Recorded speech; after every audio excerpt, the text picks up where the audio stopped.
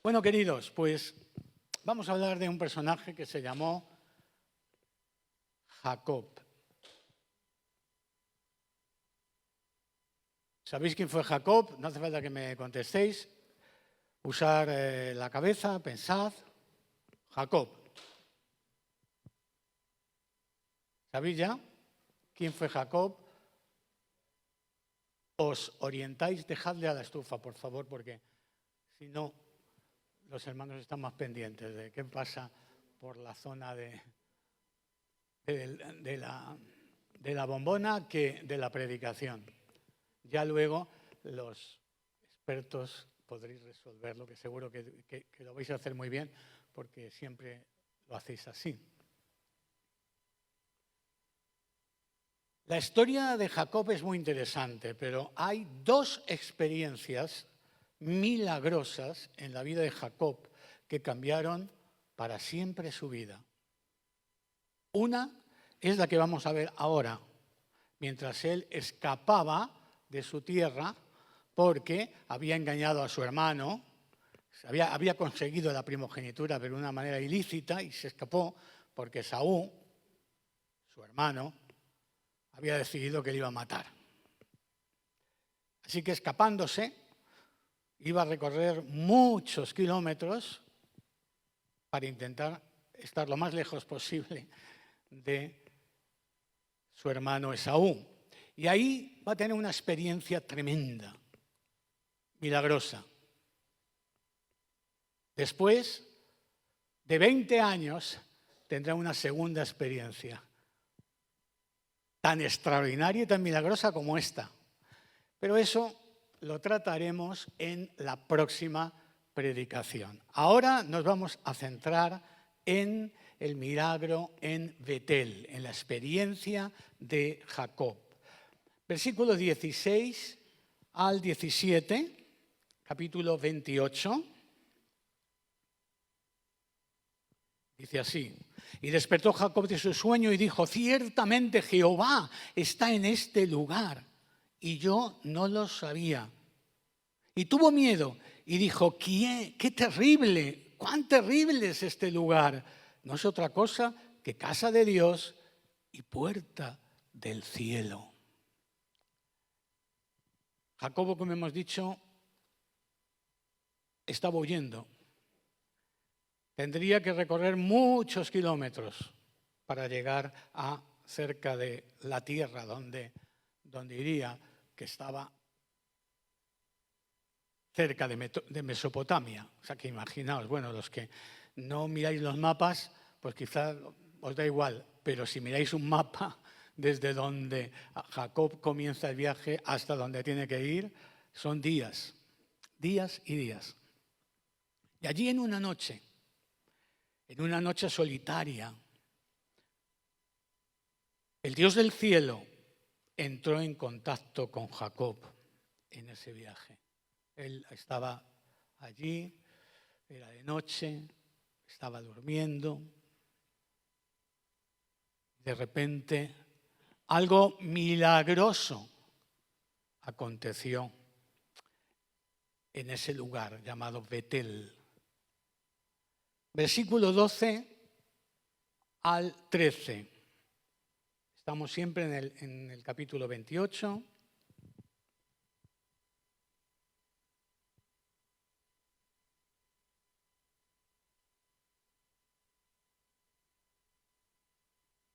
Y tuvo un sueño.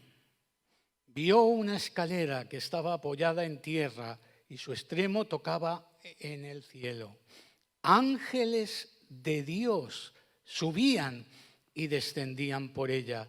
Jehová estaba en lo alto de ella y dijo: yo soy Jehová, el Dios de Abraham, tu padre, y el Dios de Isaac. La tierra en que estás acostado te la daré a ti y a tu descendencia.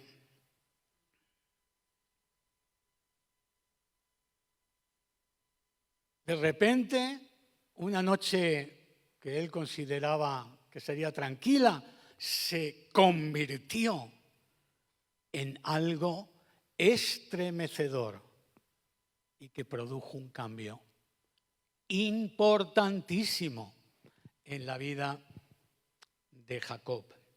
¿Qué enseñanzas? Él no esperaba, pero llegaron. Uno, Jacob había conseguido la primogenitura, había recibido la bendición patriarcal, sí, pero se dio cuenta que no conocía a Dios todavía. Y eso me llama la atención. Él, entre bromas, había conseguido engañar a su hermano Esaú. Él había escuchado de niño las enseñanzas patriarcales, pero él no conocía a Dios. Él solo conocía la astucia, la inteligencia carnal. Hay personas que creen que con su astucia les va a ir bien y generalmente les suele ir mal. Es más triste cuando son personas cristianas que dicen que aman a Dios, que dicen que conocen a Dios, pero a la hora de la verdad no confían en Dios. ¿Confían en qué? En su astucia.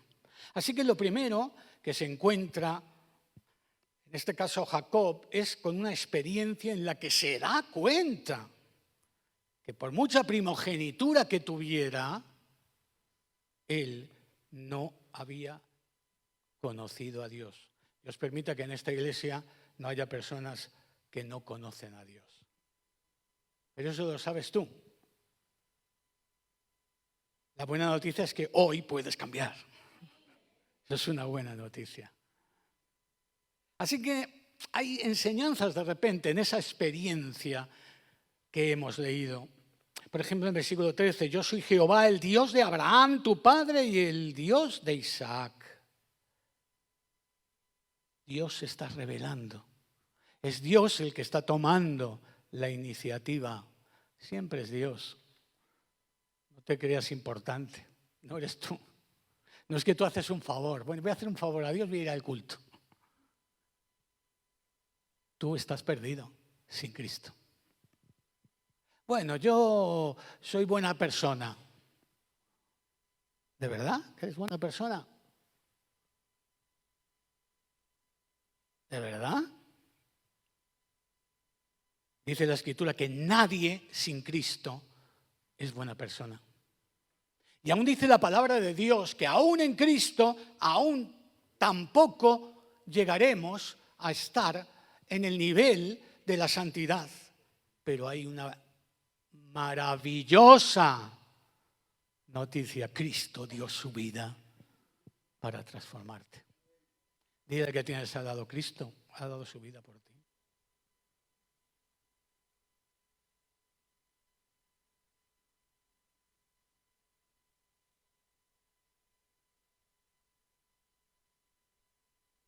Tres, en ese lugar Dios le confirmó una promesa. La tierra en que estás acostado, está en el versículo 13, te la daré a ti y a tu descendencia. Hay una promesa que va a ir pasando de generación en generación. Pero lo verdaderamente importante, hay una bendición que va a ir pasando de generación en generación. Y un día, de esas generaciones, ¿quién nacería? Jesucristo. Por eso, en el versículo 14, también se le da la promesa mesiánica. Si quieres, lee conmigo. Versículo 14. Será tu descendencia como el polvo de la tierra y te extenderás al occidente, al oriente, al norte y al sur. Y todas las familias de la tierra serán benditas en ti. ¿Y qué dice? Y en tu simiente. Esa era la verdadera bendición de la primogenitura. Eso él no lo había entendido todavía. Él iba huyendo. Él era un poco mentiroso, un poco astuto, se creía muy listo. Pero Dios tenía un plan para él. A lo mejor como tú y como yo, que tal vez íbamos de espaldas a Dios, pero Dios tiene un plan para nosotros. Y alguien nos habló de la salvación y del amor de Dios. 4. Estamos hablando de enseñanzas que Dios le está dando en ese momento. Allí también el Señor le ofreció la promesa del Mesías, como hemos dicho, y a partir de ahí él entiende que Dios tiene un plan para su vida y que por mucho que es una persona imperfecta, débil, que falla, que miente, Dios le ama y quiere transformarle. Y eso es maravilloso.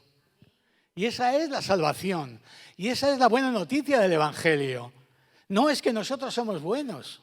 No es que nosotros somos mejores que los del mundo. No es que nosotros somos mejores que otras religiones. No, la buena noticia es que Jesucristo dio su vida por ti y por mí. La buena noticia es que Él quiere transformarte, cambiarte y a partir de ahí quiere hacerte una nueva persona para que tengas salvación y vida eterna. Y eso no lo consigue la religión. Eso solo es por Jesucristo. En Betel, Dios siguió hablando a Jacob. Versículo 15.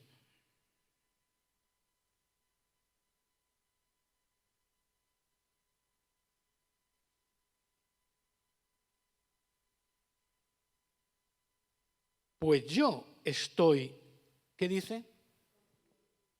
Lo tenéis ahí, ¿verdad? He aquí, yo estoy contigo. Pero dice más, te guardaré donde quiera que vayas y volveré a traerte a esta tierra, porque no te dejaré hasta que haya hecho lo que te he dicho. Más promesas. 1, compañía, yo estaré contigo. Esta es una expresión que se repite desde el Antiguo Testamento hasta el Nuevo, pero en el Nuevo tiene un mayor valor. ¿Por qué? Porque en el Antiguo Testamento eran pocas las personas que podían decir, Dios me dice que va a ir conmigo o que va a estar conmigo.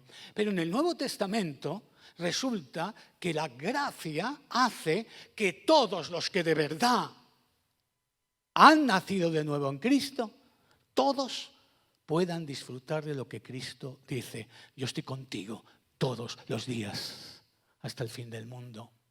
Así que imagínate, nosotros tenemos todavía más privilegios de los que tuvo Jacob. Pero con todo, en la promesa vemos compañía, yo iré contigo, yo estoy contigo. Recuerda, él está caminando por tierras extrañas, él va kilómetros y kilómetros, escapando. Y el Señor le está diciendo, yo voy a estar contigo. Y más cosas. Entonces, compañía. 2, protección. Y te guardaré por donde quiera que fueras. 3, seguridad. Porque no te dejaré hasta que haya hecho lo que te he dicho. ¿Y quién está hablando? ¿Alguien me lo puede decir? Puede decir Jehová, puede decir Dios, puede decir el Altísimo, puede decir el Eterno. Sí, el Señor. Vamos a ver más cosas de esa experiencia maravillosa. Versículos 16 y 17. En Betel, Jacob al final encontró a Dios, conoció a Dios. Leemos juntos. Cuando Jacob despertó de su sueño, dijo: ciertamente Jehová está en este lugar y yo no lo sabía. Entonces tuvo miedo y exclamó: ¡cuán terrible es este lugar! No es otra cosa que casa de Dios y puerta del cielo. Entendió que Dios es santo. Comprendió que con Dios no se puede jugar. Si juegas con las cosas de Dios, te va a ir muy mal. Porque todo depende de Él. Y tu eternidad solamente depende de Él. Y Jacob comprendió, por fin, que solo Dios es el eterno. El que le está diciendo: voy a ir contigo, es el eterno. Es el único Dios verdadero. Dice la Escritura, claro, que tuvo miedo, temor. Si tú quieres conocer a Cristo y quieres estar entre dos aguas, la cosa te va a ir mal. Si quieres el domingo decir aleluya y el lunes un chistecito con 4 cervezas o 5 o 10 con un amiguete que está peor que tú, te va a ir mal.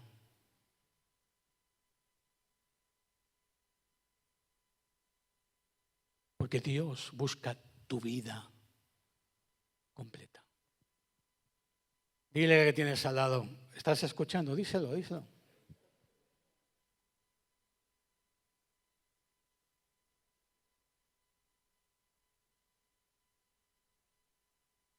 Pero no vale tampoco decírselo en plan casi como decirle que estás mal. No, no, no. Esto es con suavidad, con cariño.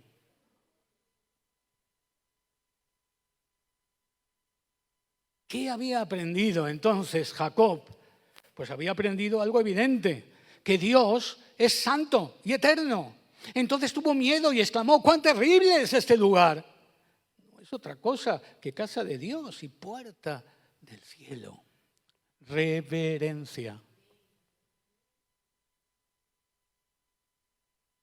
Tú puedes engañar a una persona, o a un hermano, o a un familiar, pero a Dios no le puedes engañar. Y tu vida no depende del familiar ni del hermano, depende de Dios. Así que en Betel Jacob encontró a Dios y por eso tuvo temor. No miedo, aunque aquí tuvo miedo porque todavía no entendía ni lo que estaba pasando. Jacob estaba muerto de miedo, pero luego va a comprender que no es el miedo porque Dios le va a enviar un rayo, que por cierto se lo merecía Jacob, sino más bien es el temor de saber que el Dios de los cielos está hablando a un hombre tan débil y tan pecador. Tan débil y tan pecador como somos tú y yo. No es que sea peor o mejor, porque representa al hombre, al ser humano, que solamente en Cristo puede tener esperanza. ¿Y qué va a seguir ocurriendo? Pues ante esa realidad, Jacob se va a comprometer con Dios. Porque si de verdad tú conoces a Cristo, porque Jacob todavía no conoce a Cristo, porque aún las promesas mesiánicas que los patriarcas están recibiendo no las están plenamente entendiendo. Pero claro, nosotros vivimos ya en el siglo XXI y sabemos muy bien el proceso de esa revelación progresiva que llegaría en Cristo. Por eso hoy nosotros podemos entender muchas cosas del Antiguo Testamento. En Betel Jacob se comprometió. Todo verdadero creyente tiene que tener un compromiso verdadero con su Señor. Si no, no es más que religión. ¿Cuántas veces hemos conocido a personas que dicen, bueno, voy a ir al culto porque esta semana me ha ido bien, así que voy a ir al culto?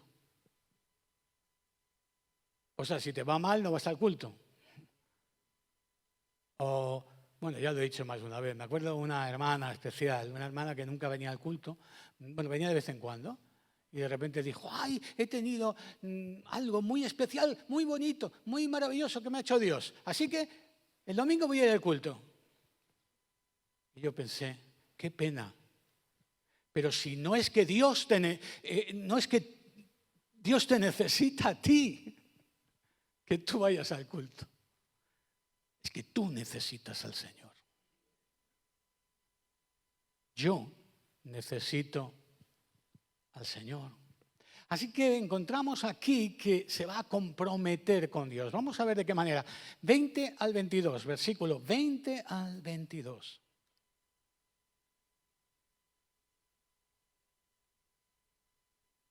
Allí hizo voto Jacob diciendo, si va Dios conmigo y me guarda en este viaje en que estoy, si me da pan para comer y vestido para vestir, y si vuelvo en paz a casa de mi padre, Jehová será mi Dios, y esta piedra que he puesto por señal será casa de Dios, y de todo lo que me des, el diezmo apartaré para ti.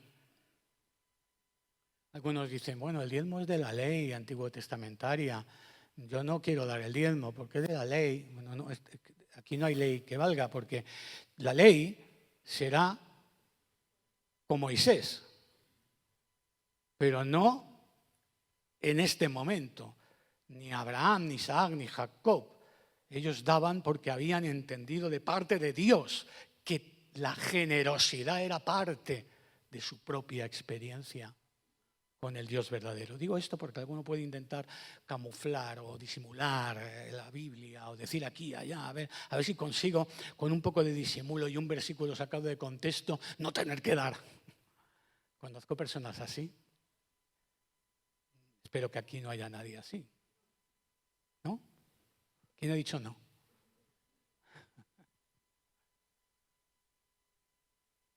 En Betel es una localidad que significa casa de Dios, pero no es más que un lugar.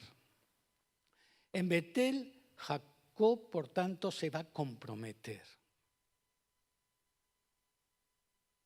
Oró por la compañía y bendición de Dios. 1. 2. Se comprometió sinceramente con el Señor. Jehová será mi Dios, dice. Jehová será mi Dios. 3. Ya no estaría sujeto a lo material. Y de todo lo que me dieras, el diezmo apartaré para ti. ¿Cuántos habían leído este texto? ¿Y cuánto lo cumplen también en su vida? Son amenes así, hay amenes del corazón, amenes relativos, amenes casi que no se escuchen. Bueno.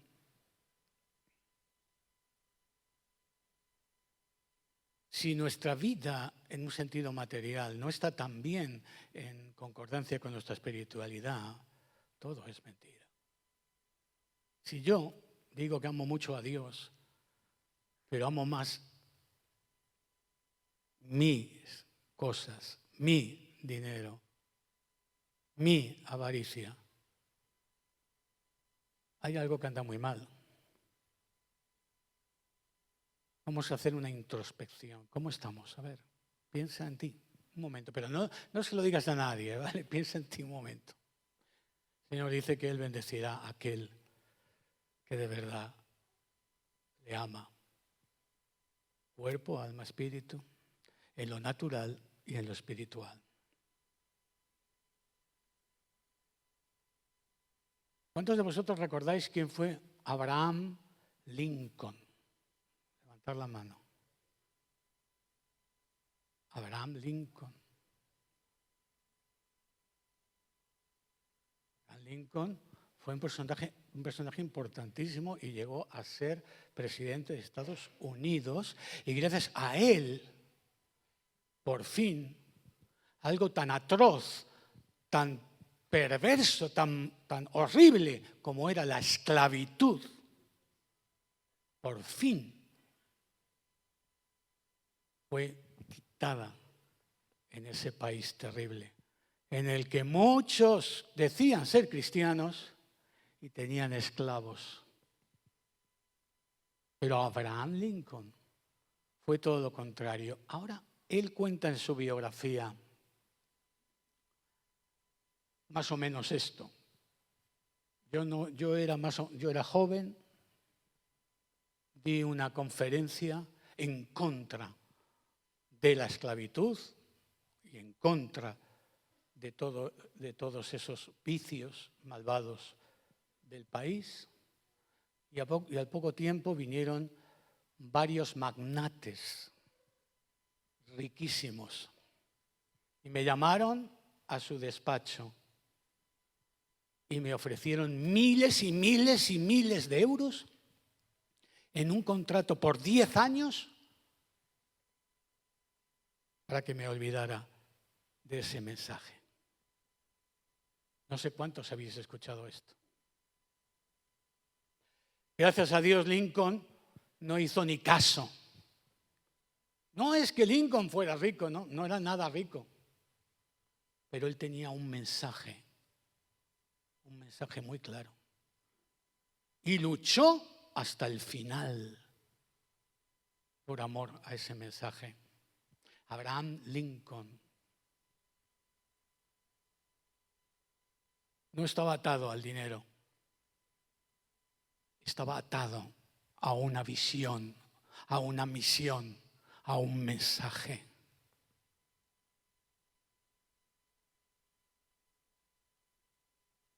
El Señor nos ayude. El Señor nos ayude porque es fácil caer en eso de la avaricia escondida. ¿Conocéis lo que se llama eso de avaricia escondida? ¿En los cristianos existe o no existe? Cuando un hombre cristiano empieza a enriquecerse, el problema consiste en saber si Dios va a utilizar una fortuna para su obra o va a perder a un hombre que amará más a su dinero que a su Salvador. ¿Has comprendido el mensajillo?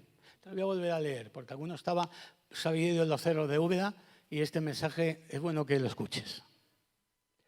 Cuando un hombre cristiano empieza a enriquecerse, el problema consiste en saber si Dios va a utilizar una fortuna para la obra, para su obra, o va a perder a un hombre que amará más a su dinero que a su Salvador.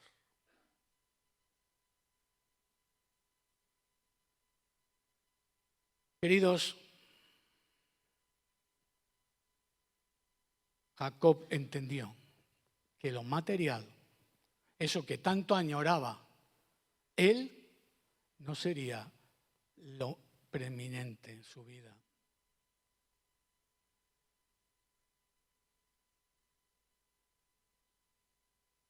Y al final, la experiencia fue maravillosa, extraordinaria. Por fin conoció a Dios. Pero no penséis que era tan fácil, tan sencillo.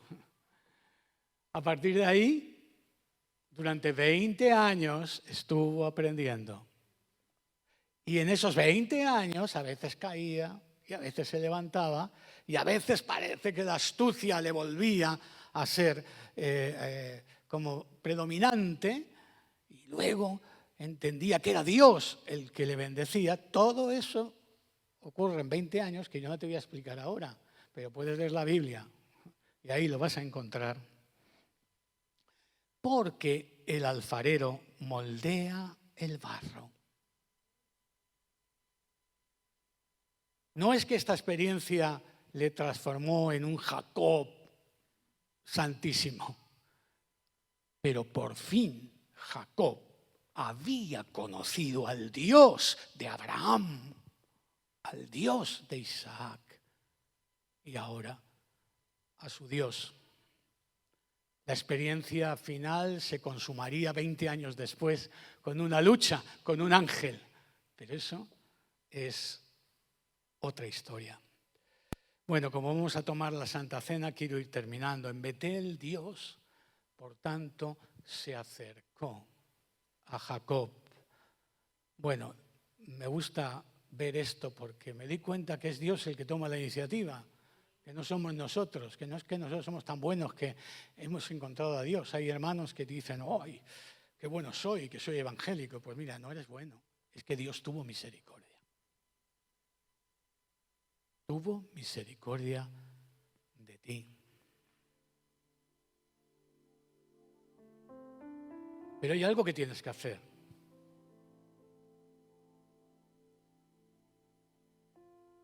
Tienes que conocer de verdad a Dios y en Cristo empezar a hacer un cambio. Con la ayuda de Dios. Pero ya no te va a gustar lo que te gustaba antes. Ya no tendrás ganas de estar atado, encadenado del pecado y te sentirás mal.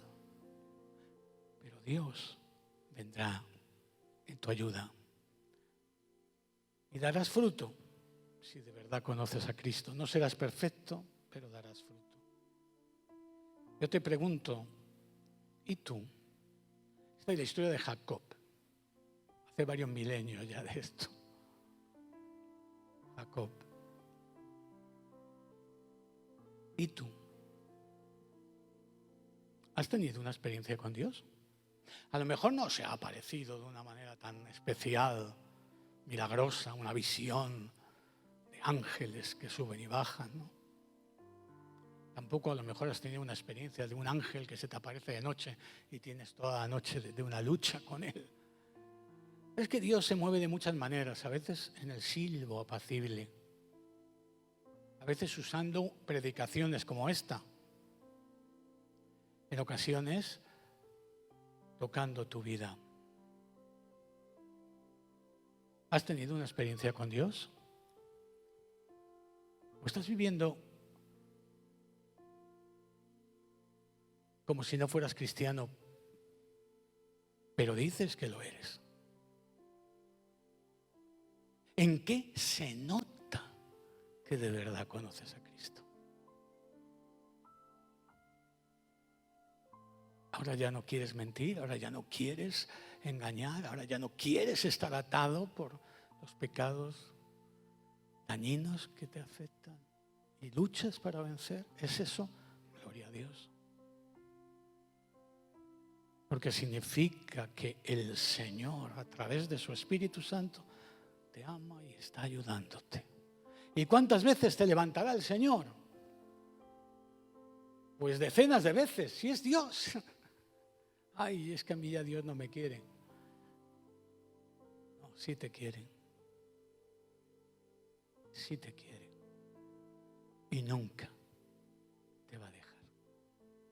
Ahora, si tú ni siquiera conoces a Dios, eres el Jacob, hablo metafóricamente, eres el Jacob de antes de esa experiencia, entonces la cosa cambia, porque si no tienes a Cristo, tu vida va a ir mal. Pero lo peor es que si esta noche vinieran a pedir tu alma,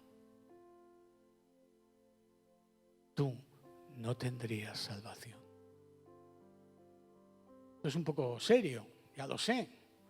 Tal vez no es muy bonito, muy agradable decir estas cosas, porque es más fácil contar chistes, es más fácil hablar de autoestima, de victoria, de somos más que vencedores, de somos cabeza y no cola, y no sé cuántas historias que mezclan un poco de psicología positiva con un poco de esto y lo otro, y uno sale contento de la iglesia.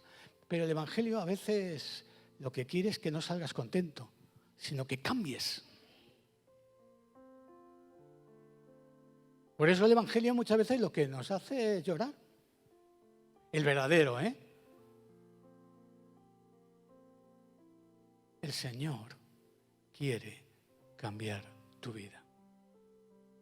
Y empieza en un toque de arrepentimiento. Y ahí comienza una relación que solamente es a través de Cristo, si quieres que Dios haga algo grande en tu vida. Y yo te dejo que tú lo pienses, que te dejo que valores estas cosas, porque al final eres tú el que tienes que tomar tu decisión. Yo no me salvo por ti, me salvo por Cristo, ni tampoco si te salvas tú o no va a tener relación con mi propia salvación. Entre otras cosas, si yo te advierto de las cosas serias, a partir de ahí yo ya no puedo hacer mucho más. Sí, oraré por ti, pero tú tienes que tomar tu decisión. Aquí, este es un mensaje para dos tipos de personas. Primero, el que no conoce a Cristo. Bueno, hoy es el día. Abre tu corazón. Sal de aquí diciendo, Cristo es mi Salvador y le voy a seguir. Primero. Segundo, dices que tienes a Cristo, pero vives como el peor de los mundanos. Entonces es que no tienes a Cristo. Lamento decirte algo muy claro, aunque sea triste. Entonces no tienes a Cristo, y si no tienes a Cristo no tienes la vida, y si no tienes la vida no llegarás al Padre, porque nadie llega al Padre si no es por mí, dice Jesucristo. Así que tú tienes que decir, yo hoy tomo la decisión de luchar, y lucharé, pidiendo perdón, pero recibiendo la fortaleza que viene del cielo. Jesús dijo, no estaréis solos, miraré al Espíritu, el Espíritu Santo. Pues en este sentir vamos a tomar de la Santa Cena. Siempre tengo aquí el cacharro que nunca sé qué hacer con él. Es un cacharro muy bonito, pero quiero decir que como la mesa es pequeña. En este momento vamos a hacer lo que miles y miles y miles de cristianos estarán haciendo probablemente en miles y miles de congregaciones cristianas. La Santa Cena. La Santa Cena, la comunión, la Eucaristía también es un nombre que podría ser válido. Se está tomando en grupos grandes, pequeños, en congregaciones grandes, en grupitos familiares pequeños, porque el Señor dijo que donde 2 o 3 os reunáis en mi nombre, yo estoy en medio de vosotros. Y ahora nos toca hoy, como por ser primer domingo de mes, tomarla a nosotros. ¿Quién puede tomar la Santa Cena? Bueno, hay un requisito evidente. Primero hay que bautizarse como Cristo enseñó. Ese es el requisito. Segundo, porque no solamente ese es el requisito, es ponernos a bien con Dios. Y si estamos mal, pues pedir perdón. ¿Y cómo lo hacemos? Pues habla con Dios. No vengas a mí, yo no te puedo perdonar pecados. Si te vas por ahí a un lugar donde hay uno así, un señor con un faldón negro, y te dice gota absolvo, no vale para nada. Porque los hombres no pueden perdonar pecados. ¿Qué es lo que tienes que hacer? Pues dice la palabra, examínate a ti mismo, pide perdón si es necesario, agárrate al Señor y a su fortaleza, y a partir de ahí participa de la mesa. Nos ponemos en pie. Esto es el símbolo del cuerpo y de la sangre del Señor Jesucristo. Jacob no supo de estas cosas todavía, porque sería a partir del Mesías que él en la Santa Cena, en la última cena, partiendo el pan. ¿Qué pan estaba partiendo? ¿Había un pan mágico? No, el pan que partían era el pan de su cena. Y partiendo el pan normal y corriente de la cena, hizo que todos sus discípulos también tomaran un pedazo. Y luego compartieron ¿el qué? Un vino mágico, ¿verdad? El vino que tomaban, que era vino, no era mosto, por cierto, generalmente era vino, a veces mezclado con agua, y eso era lo que tomaban las familias judías. Pues ese vino, ese que estaban usando, que estaban tomando normalmente en la cena, es con el que el Señor dijo que bebieran un sorbo. ¿Para qué? Para que recordaran que ese vino iba a representar su sangre. Todavía ellos no lo habían entendido del todo, lo entendieron muy pronto, cuando vieron al Cristo muriendo por los hombres. Lo sabían, pero no tenían claridad espiritual. Y ese pan representaría su propio cuerpo, su propio amor, su propia vida. Porque de tal manera amó Dios al mundo que dio a su único Hijo para que todo aquel que en Él cree no se pierda, mas tenga vida eterna. Pues participamos juntos, tomamos un pedacito de pan, símbolo del cuerpo, y un vasito, símbolo de la sangre. En este caso tomamos mosto. Y luego nos esperamos todos, porque la Santa Cena se toma en comunión. Alguien me dijo, bueno, yo puedo tomarla en casa, porque me siento fuerte, yo no necesito a los hermanos. Y yo le dije, sí, vas a tomar un pedacito de pan y un poco de vino, sí, y tómate un pinchito también si quieres, porque eso no tiene nada que ver con el sacramento de la Santa Cena. La Santa Cena se toma en comunión, unos con los otros, y en unión a Cristo. En casos excepcionales, cuando alguien está en una cama, está enfermo, entonces uno de los líderes de la iglesia puede ir a la casa y hacer que la persona participe del pan y del vino. Pero eso de que me corto un trocito de pan y un poquito de vino, eso es absurdo, eso no tiene ningún valor. Es más, es un poco blasfemo. Lo que pasa que, como Dios ve el corazón, pues el que lo hace por ignorancia, entiendo que tampoco. En fin, que Dios le perdona. Pero la Santa Cena solo se puede tomar de esta manera. Adoramos y empezamos a participar. Todos los que quieran, vamos a empezar por esta parte. Nos vamos acercando y nos volvemos a nuestro asiento con el pan y con el vino.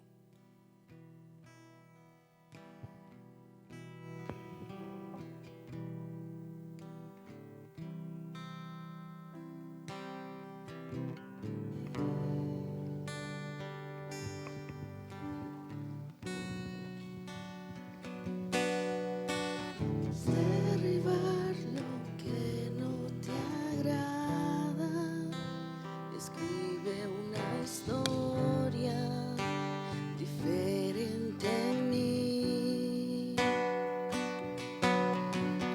Fórjame en el silencio, que todo sea nuevo y venga de ti.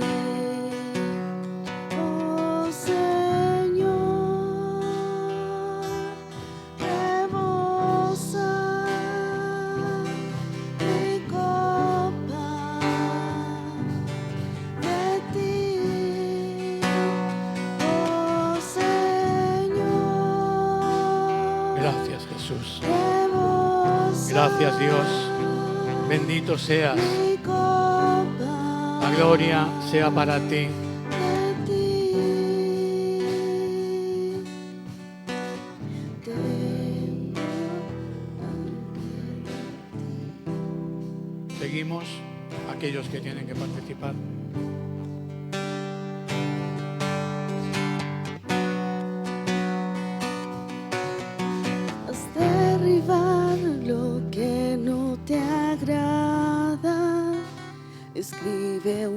historia diferente en mí.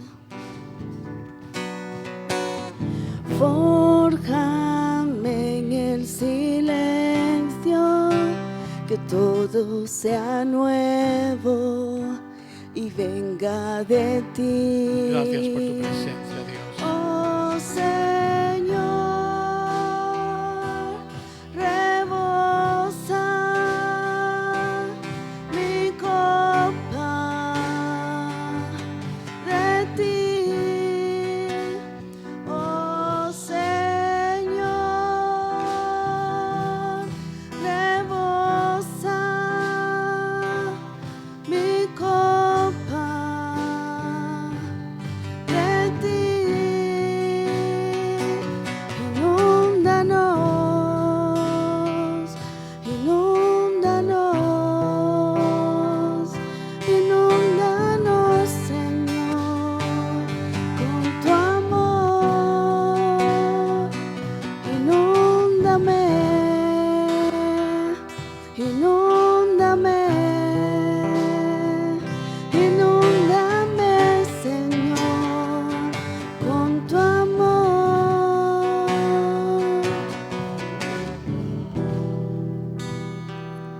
Inúndanos, inúndanos, Señor, con tu amor.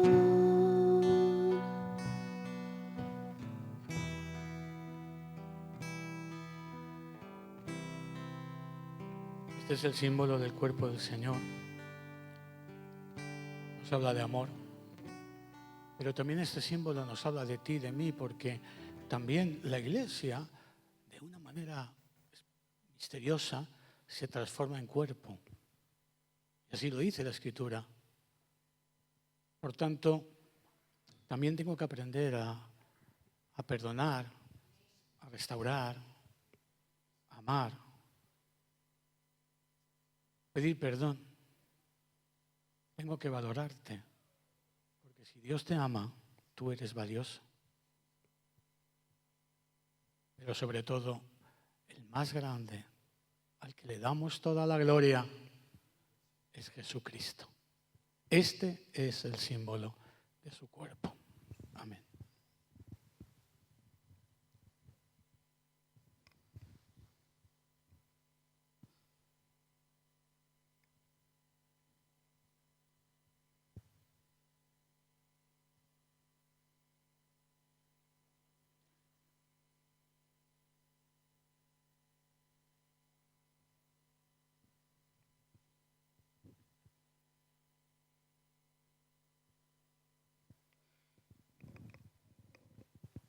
Y este es el símbolo del perdón. Hablábamos antes de hacer un examen, mirar nuestra vida, querer dejar lo que estorba, quizás ataduras que a lo mejor no agradan a Dios. ¿Sabes? El Señor dio su sangre una vez para que tú tengas siempre acceso a su amor y a su perdón. Por eso al tomar de la Santa Cena, al tomar en este caso del símbolo de su sangre, estoy recordando que Él me ama. Que Él me ama. Que Él paga el precio por mí. Que Él me salva. Y eso me da esperanza y alegría porque yo no puedo salvarme a mí mismo. Ni siquiera puedo vencer mis ataduras, pero Él es poderoso. Este es el símbolo de su sangre. Amén.